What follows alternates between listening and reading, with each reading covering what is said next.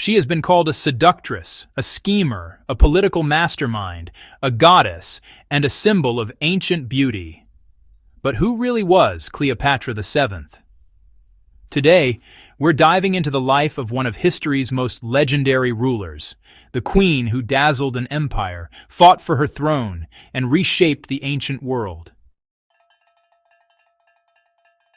When most people hear the name Cleopatra, they think of glamour, gold eyeliner, and dramatic entrances, preferably involving a rolled-up carpet. But here's the thing. The real Cleopatra wasn't Egyptian, wasn't defined by romance, and definitely wasn't just a pretty face. She was a multilingual scholar, a naval commander, a shrewd economist, and a ruler who navigated the political chaos of the late Roman Republic with terrifying skill. If anything, Cleopatra wasn't just legendary, she was inevitable. Cleopatra VII was born around 69 BCE in Alexandria, the cosmopolitan jewel of the Mediterranean. Her family, the Ptolemies, were a Macedonian Greek dynasty that had ruled Egypt since the time of Alexander the Great. Here's the fun twist. Cleopatra was the first of her family to actually embrace Egyptian culture. She learned the Egyptian language, something even her predecessors ignored. Imagine becoming queen of a country where your own ruling family couldn't speak the local language. Cleopatra was like, maybe I should fix that. She also spoke Greek, Aramaic, Latin, and possibly as many as 9 languages. She wasn't just smart, she was Renaissance-level brilliant, centuries before the Renaissance. Cleopatra became queen at 18. And immediately, everything caught fire. She had to co-rule with her younger brother Ptolemy XIII, a child pushed by power-hungry advisors.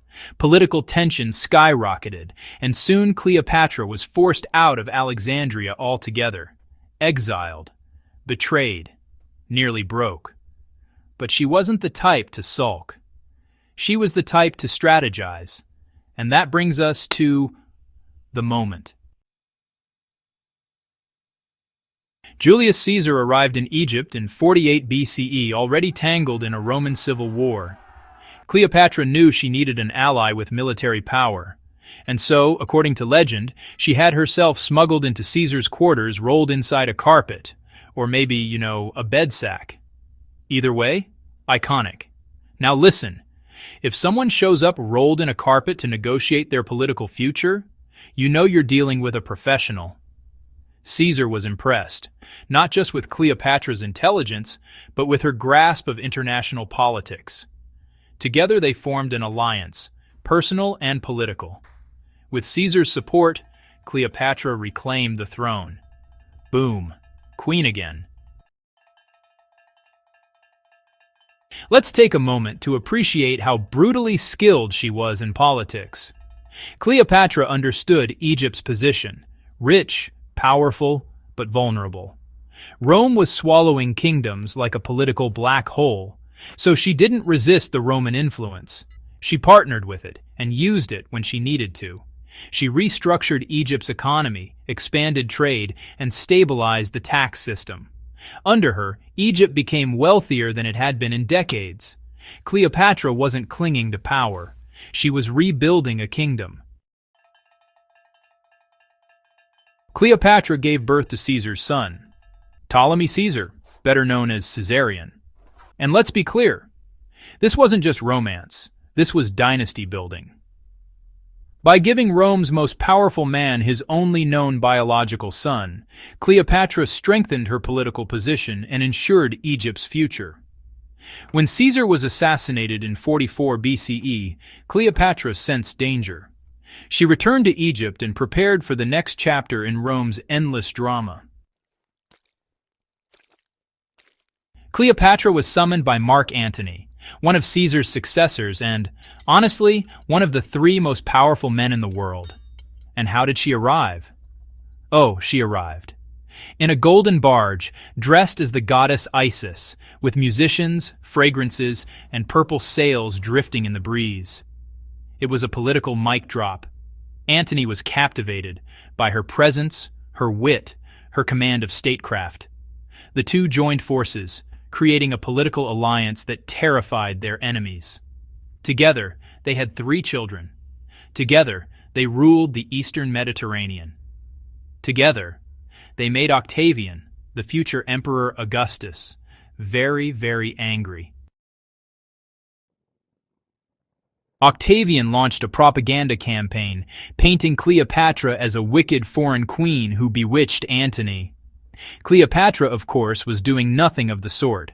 She was commanding fleets, funding armies, negotiating diplomacy, preparing to defend her kingdom. This was not a love story. This was a geopolitical showdown. The decisive moment came in 31 BCE, the Battle of Actium. The combined forces of Antony and Cleopatra were defeated. Their armies crumbled. Their empire of the East collapsed. Octavian marched on Alexandria. Antony fell by his own sword.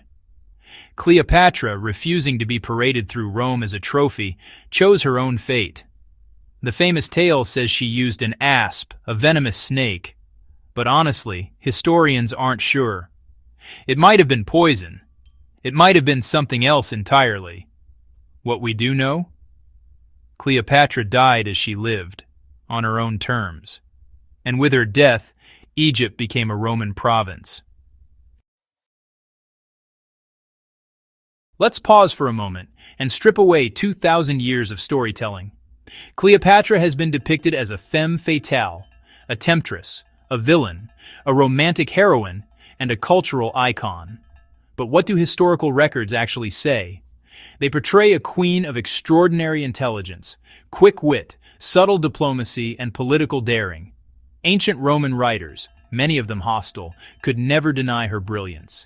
Even hostile sources admit she had a commanding presence and remarkable charisma. She wasn't powerful because of her relationships. She formed relationships because she was powerful.